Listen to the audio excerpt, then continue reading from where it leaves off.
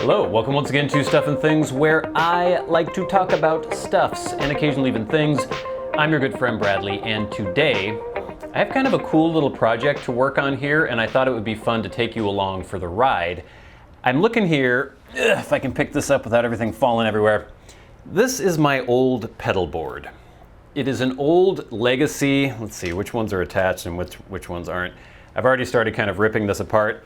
It's an old legacy pedal train, and you can see that it only carries, I've got 6 pedals on here right now, including a tuner.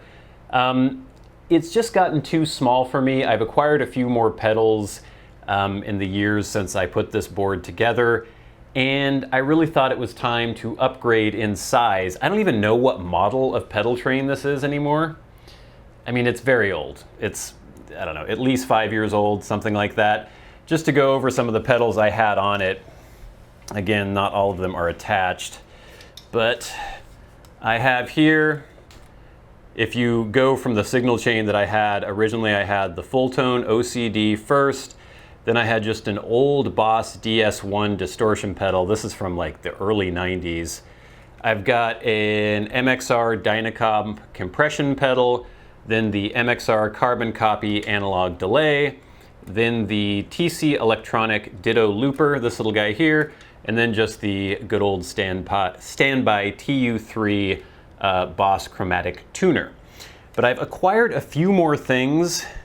As I mentioned a little while ago, I acquired the full-tone Supa-Trem Junior, and I've been enjoying this a lot. I'd like to add this to the board. I have it plugged in all the time, but I'd like to have a consolidated board where this is included.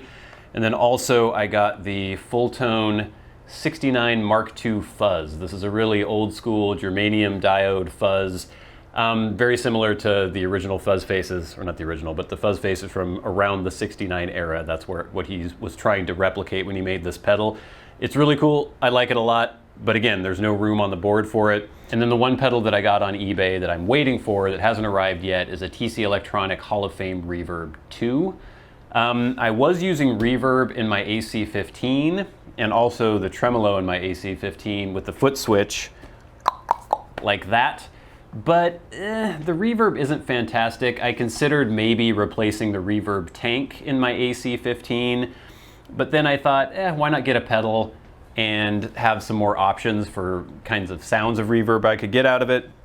And then the tremolo is fine, but again, the full tone Supa-Trem I really like, because you have the tap tempo here. You have such a wide range of rates. You can go, I think, anywhere from 7 seconds to like fractions of seconds or milliseconds. And there's several different kinds of trem. There's a square kind of wave, there's a sine, and then a warble. Like it's nice. We'll go over some of these pedals once I get the whole board set up and you can see what they actually sound like. But basically, I figured I was running out of room and I thought I would get a new board. Well, actually, it's an old board. I got this off eBay as well.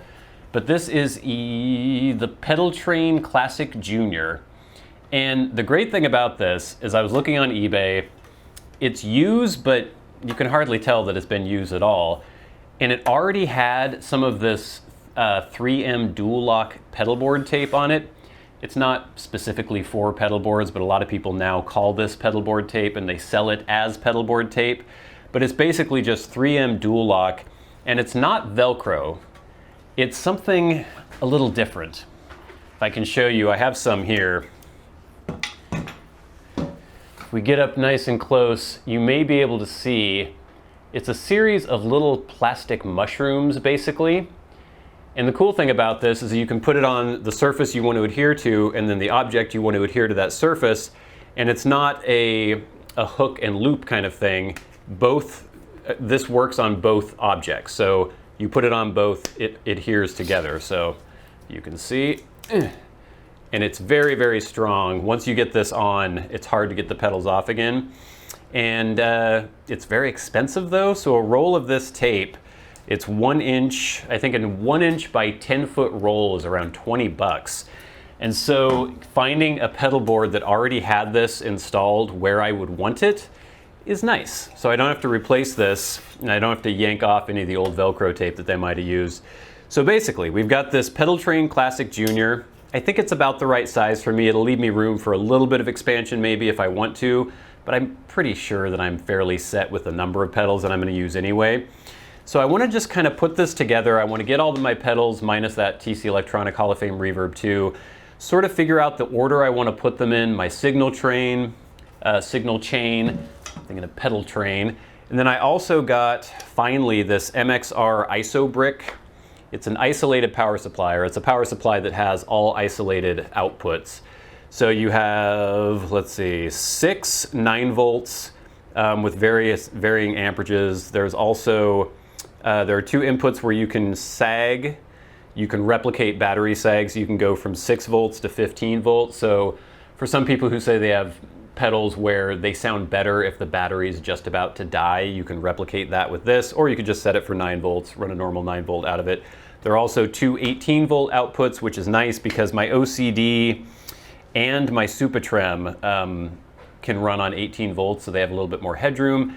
So anyway, we've got a power supply. I was just using an old daisy chain, like a one-spot daisy chain power supply, so it's not isolated. It's a little noisy when you have everything plugged in. So yeah, basically in this video, we're gonna look at the pedal board, figure out the order of everything, the signal chain, make sure I have all the patch cables and everything I need. We're gonna slap it all together. It might have to be kind of multi-part. It'll be one part as you're watching it, but I'll record it in stages because I'm still waiting for that other pedal. And then at the end, we'll have the completed board and we'll try it out. All right, so here's what we're mostly working with here. We have the Pedal Train Classic Junior. It's a little bit narrower than my original pedal board, but obviously you have 2 rows now that you can work with.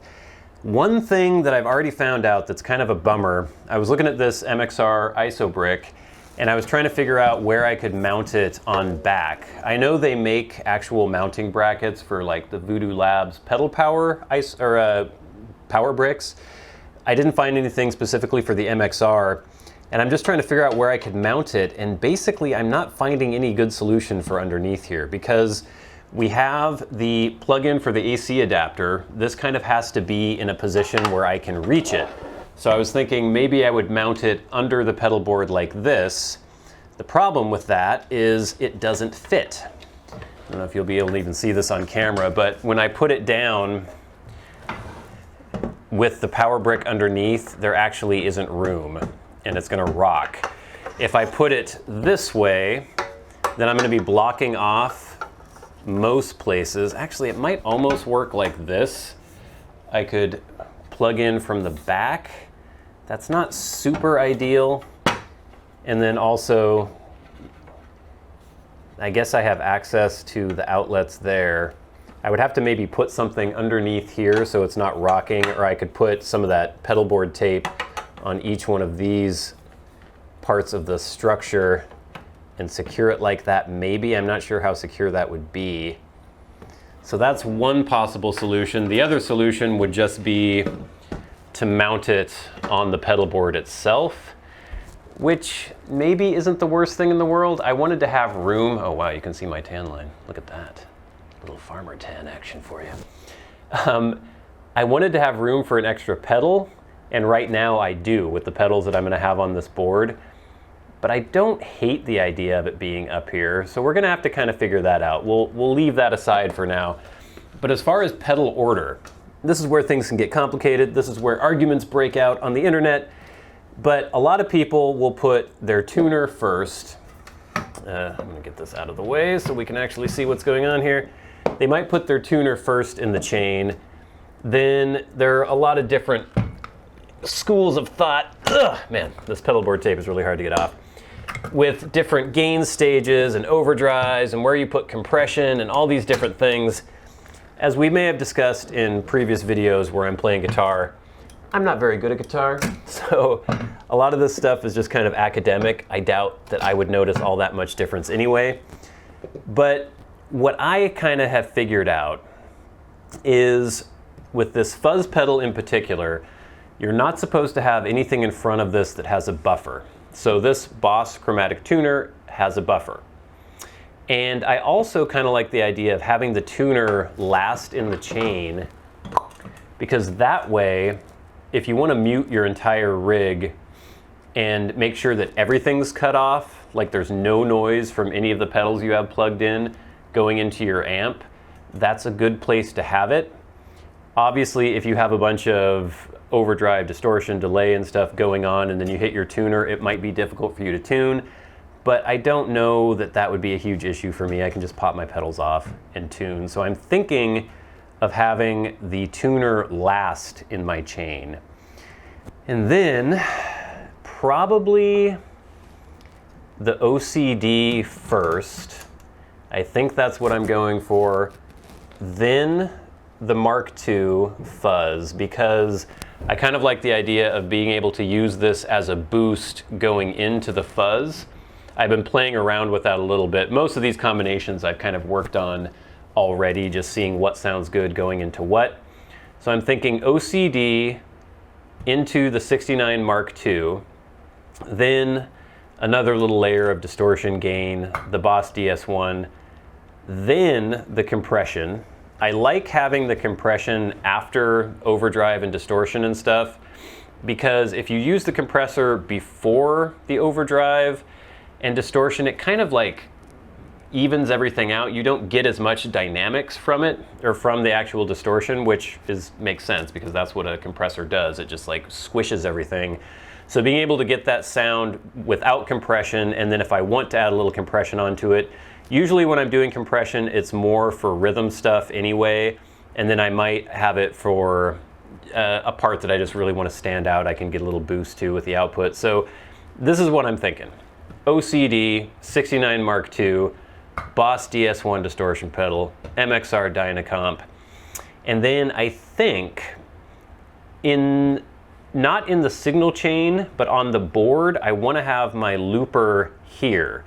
So I have easy access to this. If it's up here on this rung, then I don't know, it's not as easy to turn the loops on and off and on, but I don't want this going into that, obviously. I want it at the end of the chain, but I'm gonna have it here somewhere on the board, I think.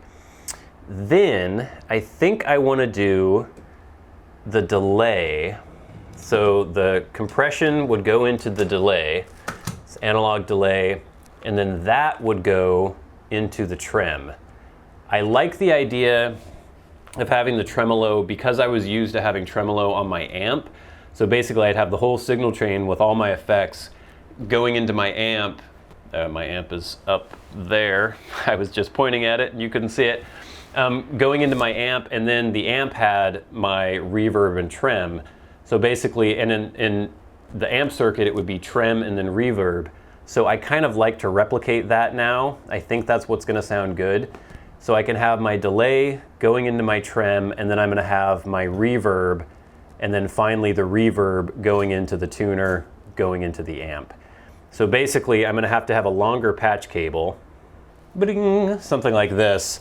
So this will be going from the Dynacomp, and obviously I'd route it underneath, and then that could come up and go into the carbon copy, like so. And then at the end of the chain, oh yeah, this is gonna be kind of weird. I'm gonna go out from the Supa-Trem into the Ditto and then into the tuner. Maybe. I have several different kinds of patch cables. I have these MXR Dunlop ones that are pretty damn short. I don't know if this would be enough. If I routed it underneath and then came up, yeah, I don't think that's gonna cut it unless I put the looper right up there.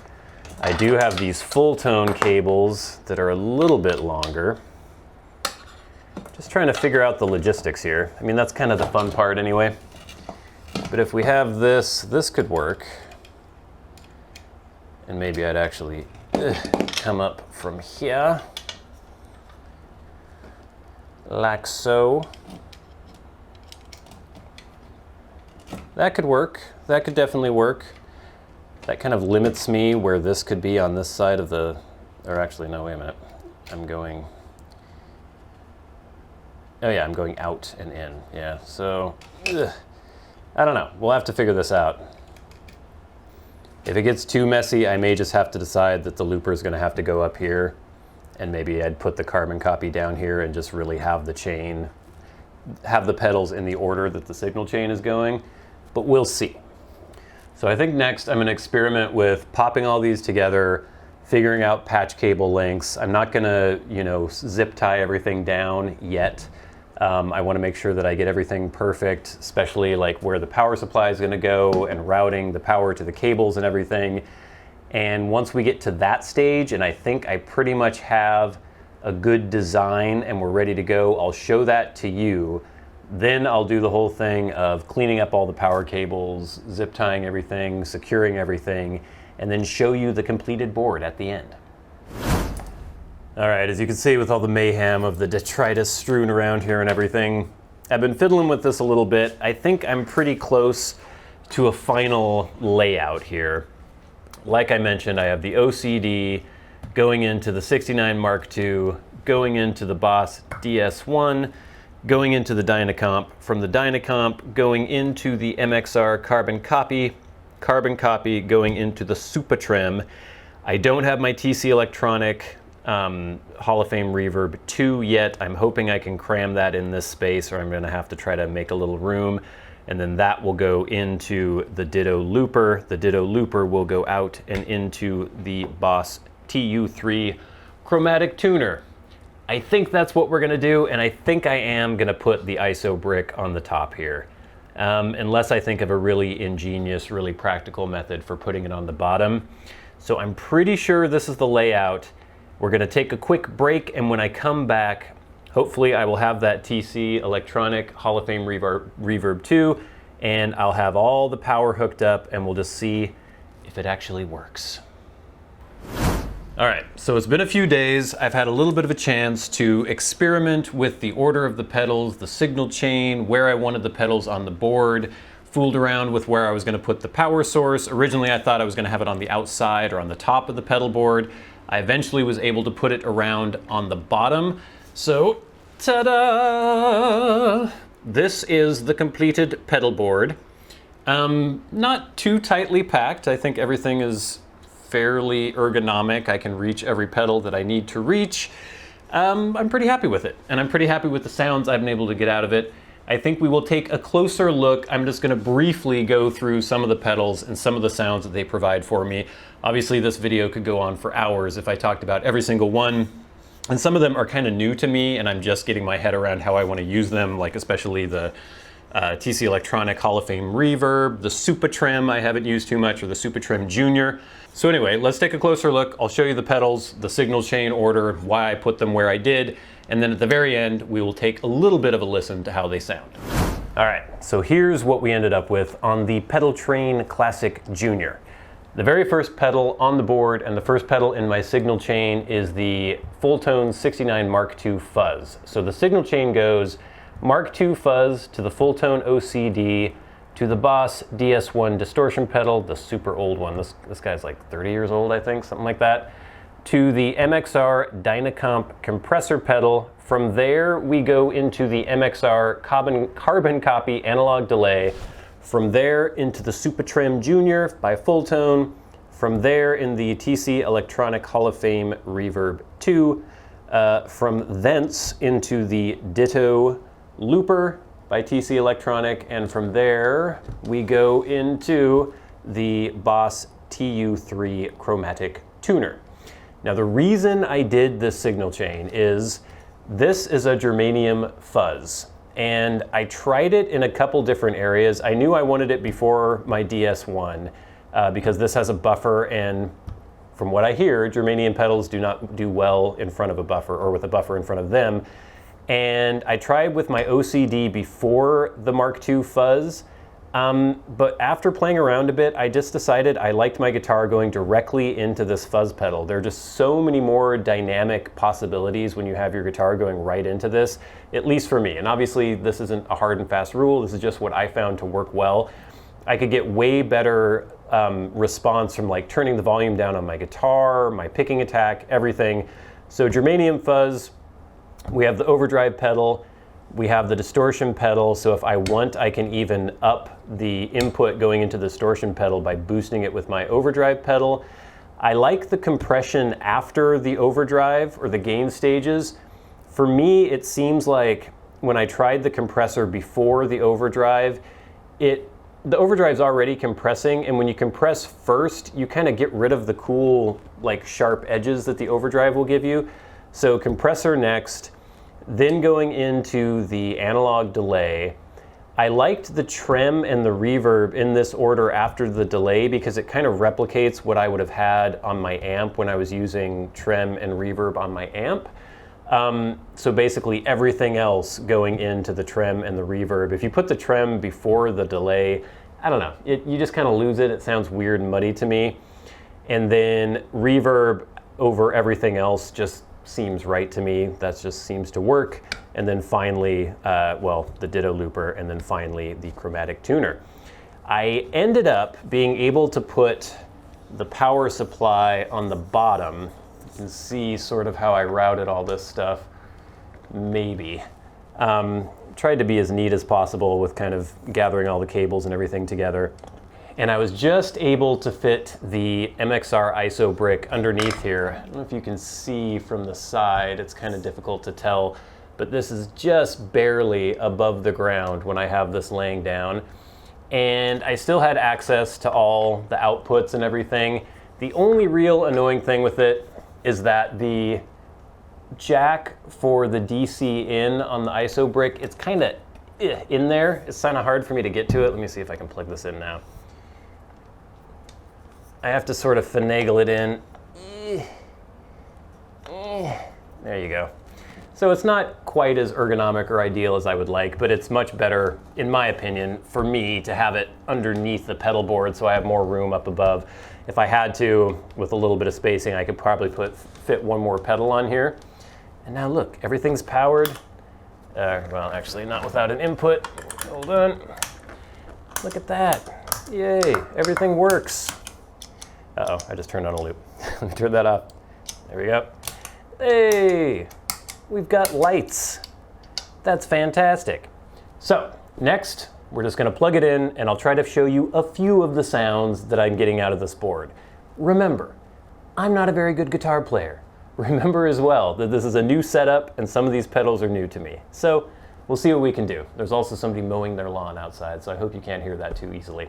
Anyway, I'll probably switch to a different camera with a different microphone so you can actually hear the amp a little bit. And once I do that, we'll be back to hear what this sounds like. Okay, hopefully you guys can hear me a little bit. We have the board all plugged in. I'm using my Fender Telecaster. This is in the middle position, both pickups just clean out of the amp.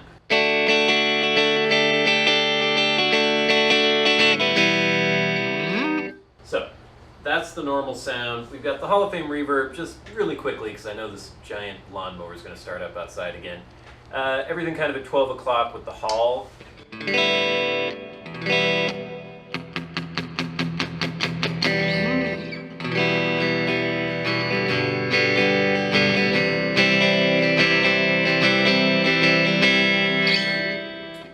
Then if we want to add a little bit of fuzz, this thing is so awesome.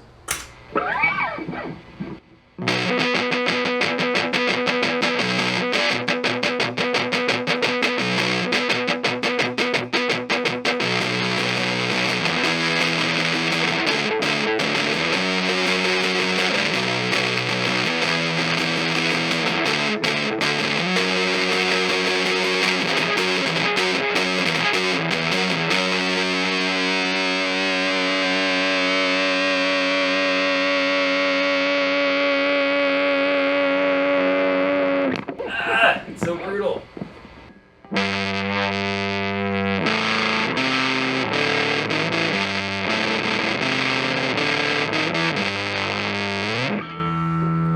Maybe a little much.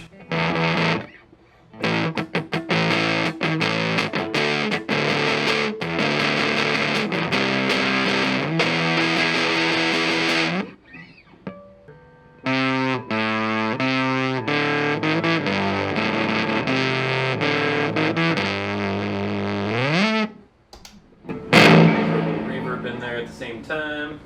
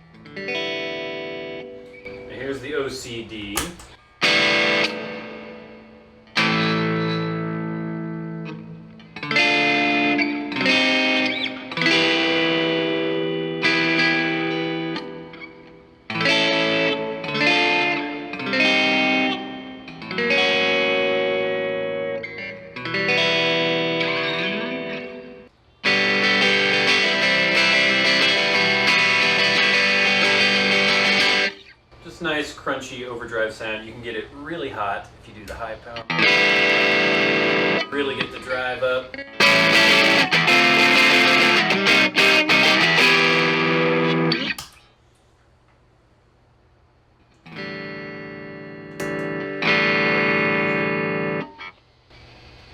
And we can fiddle with the tone and everything, but you know, we're just trying to get through this quickly. Got the boss.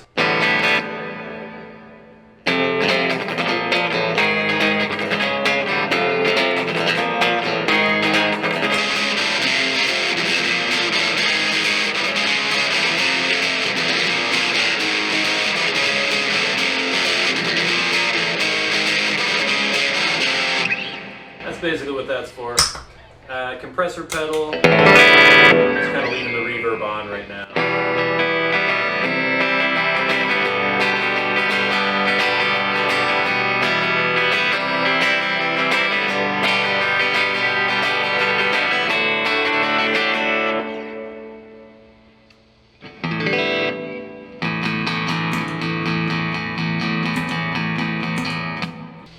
As the name would suggest, it just kind of compresses everything. It squashes down the quieter parts, or it actually boosts the quieter parts and squashes down the louder parts.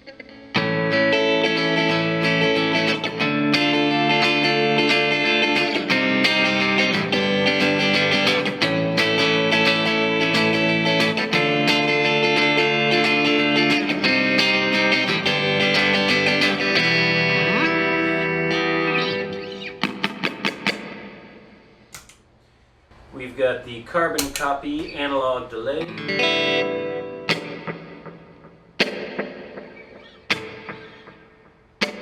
And if you combine that with the Supa-Trem,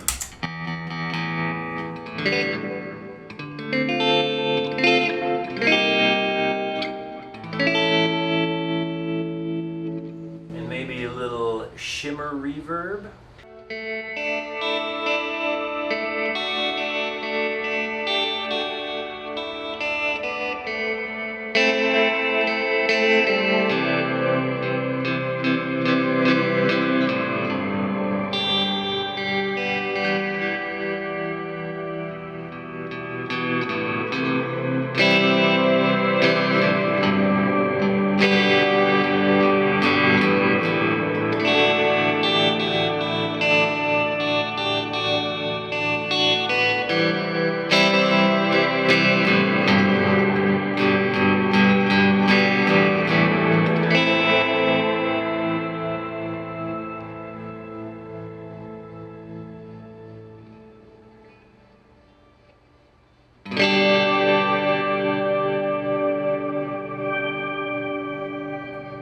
mash switch, kind of like an expression pedal on the reverb. Haven't played with that too much. The Supa-Trem by itself, you can go very, very fast. Let's get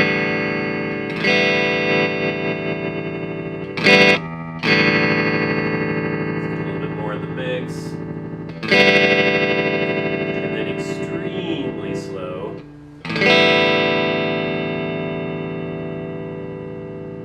To the point where you can't tell it's happening because it's like a 7-second delay.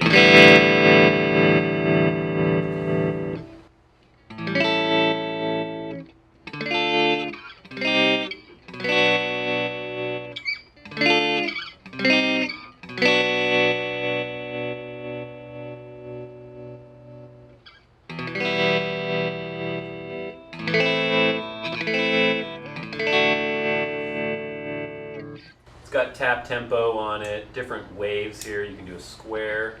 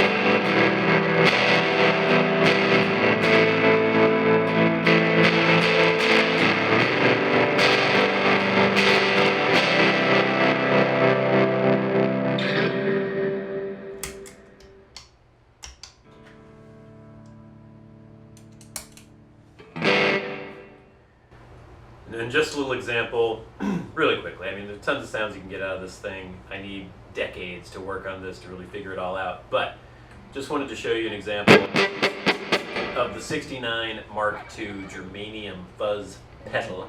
You can hear when the fuzz is all the way up.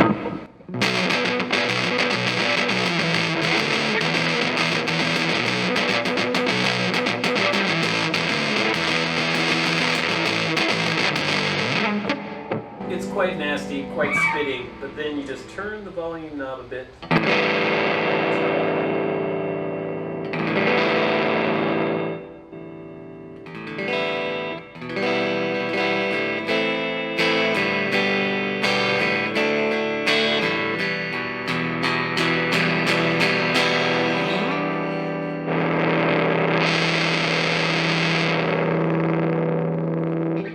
Dynamic, and it's really dynamic with your picking too, like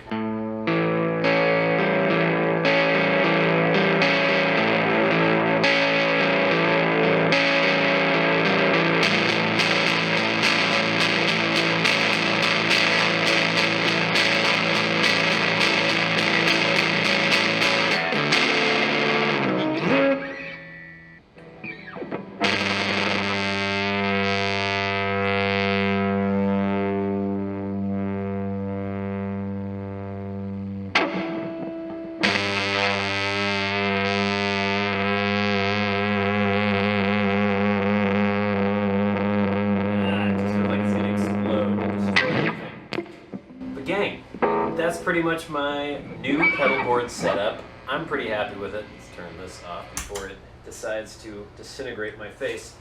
I love it. I can't wait to play more with it, try to figure out some more sounds that I can get out of it. But I hope you enjoyed this little look at it. Thank you so much for watching. I've been your good friend Bradley, or actually you have been the audience. This has been Stuff and Things. I'll see you later.